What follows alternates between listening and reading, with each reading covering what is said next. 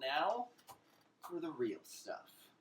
Justin, you brought up an interesting topic. I'm still not sure why you think it's interesting. I've got two, actually. Okay. Okay, well, sure, good. why? We got a surprise. So, no, so we want to do this where we're going to ask people, we want the listeners, if there are any listeners out there, anybody, we have really, listeners. Courtney's listening. YouTube, She's off camera right here. Courtney, you heard her laughing earlier, hopefully. YouTube, Courtney, Twitter, Instagram, Facebook, podcast, wherever you're finding this. If you can comment, leave a comment of, what are we calling this? Questions? Mailbag? Mailbag? Anything. Ask us something. And just to let you know how ridiculous these questions are, they don't need to be about sports because, Justin, what do you got for us from the mailbag this week? Okay, so my question is, what do you guys think is the best Thanksgiving food? I have strong opinions on this, believe it or not, but I'd like to know from you guys what your number one choice is. Andrew, do you want to go first or second? Potatoes done right. Mashed potatoes done right? That's hard to beat. And Andrew, by the way, makes some mean mashed potatoes. And not gonna lie, that is what I pile on the most of my plate because usually there's so many of them at the person's house. So I don't feel bad about taking, like, you know, you take a healthy portion of everything, but you want to make sure there's enough for everybody. But the mashed potatoes, I'm like, yes! Oh! So good. So mashed potatoes are right up there, and stuffing also. I realize that I'm probably like not a lunatic, but I love stuffing. I love like store bought. I love stuffing. Stovetop? I love store bought stovetop. Get out of here with your stovetop stuffing. The problem is I've had really bad homemade stuffing sometimes, and With like nuts? I realize that is not a good take. Store bought stovetop stuffing, but I really like that too. Okay, so here's my theory. Okay. Gun to my head, gotta pick one. I'm going potatoes and gravy. Oh yeah. All right. Potatoes are the glue that holds the food together. Okay, holds the plate together. The entire so plate. what I want to do is get my turkey, get my stuffing, get my potatoes. Okay, I'm gonna push them all kind of together. Well, I mean, let's not lie. I'm not pushing them together. They're covering the whole plate. They're gonna cover the whole plate. I'm gonna pour gravy over the top of all of it. Mm-hmm. All right. So it's like one thing. Okay. And I'm just going to eat it all together. No single bite has only one food. Are you saying that the best Thanksgiving dinner is Thanksgiving dinner? My Thanksgiving food is Thanksgiving dinner together? my wife is so far on board I with said this potatoes. too. But I'm a one food per bite guy. Like I'll eat my potatoes, I'll eat my stuffing, I'll eat my turkey, I'll eat whatever else. Like I go around the plate and I see that I'm surrounded by 3 people who are combo bite people. Like you're all looking at It me has like to I'm be the crazy. right combo bite, but I'm into the combo bite. I'm the guy who's dipping my French fries in a milkshake.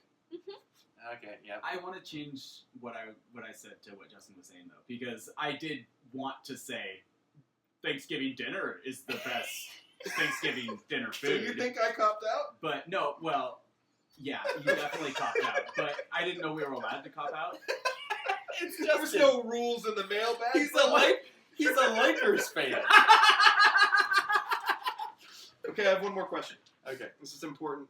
I'm curious what other people think about. Okay, so when you go to the grocery store, and I'll set the table with the scenario after this. You go to the grocery store, you're going to the express checkout line.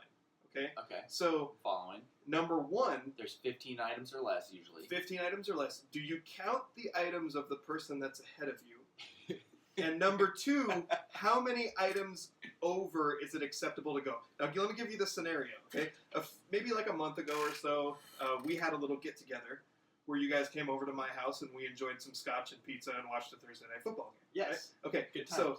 I went to the grocery store because I wanted to grab a couple of frozen pizzas and a couple of drinks, and I was going to go through the checkout line.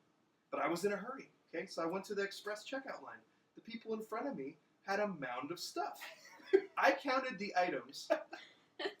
They had 22. Oh, in what? a 15 or less checkout line. Okay? That's not too close. I considered saying something to them. Like, get out of here, you bozos. Hey, you!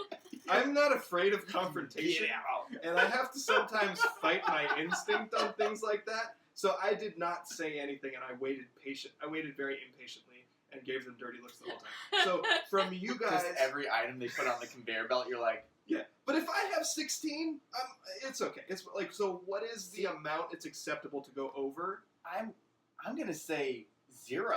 Learn how to count. Like, it says 15 items or fewer. You do a quick, okay, it's not hard to count to 15. You go, I got 16 items. I'm going to the next spot. Especially since the express line is kind of a crapshoot anyway. Yeah.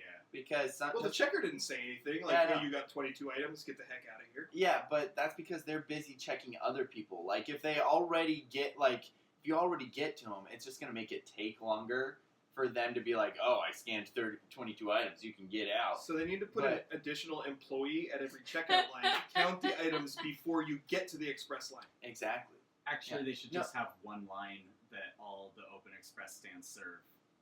That would go faster. That is mathematically the fastest way to do it.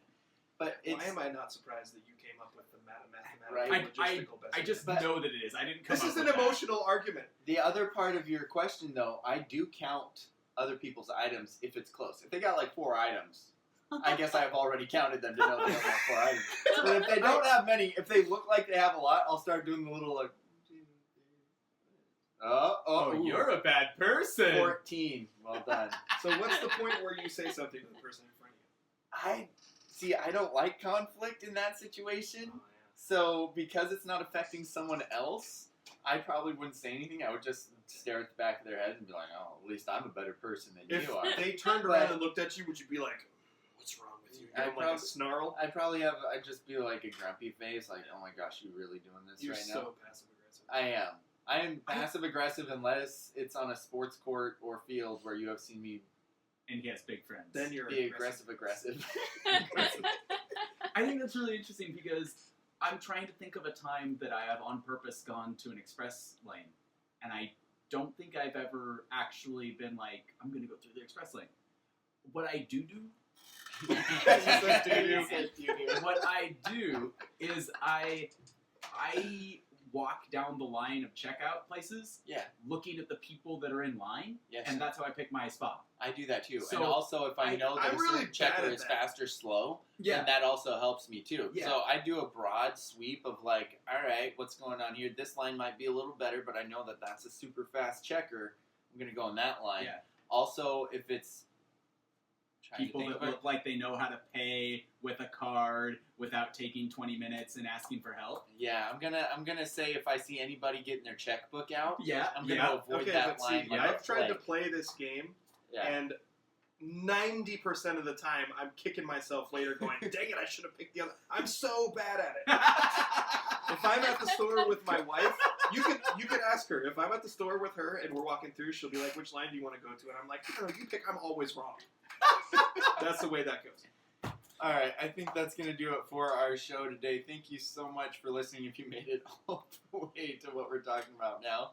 That's awesome if you're watching on YouTube or podcast. You can find us on Facebook, Twitter, Instagram. Everything's under The Scrimmage. I'm pretty sure is the best way to find us. On Facebook, Twitter is at The Scrimmage. On Instagram is at The Scrimmage GH for Grace Harbor.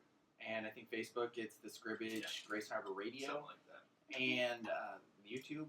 I'm all new to this. Is it just The Scrimmage? YouTube is The Scrimmage, but if we have YouTube videos, we will post them to Facebook as well. Yeah, exactly. So you can find those. And the website is www.thescrimmage.net. Yes. And do we know where we're posting? What podcast platform we're posting this on yet? We should have talked about this before. No. We will be working on. You have to have the podcast before you can get it onto the apps. Yep. So we will be working on getting on Apple Podcasts and Castbox and whatever other apps you have.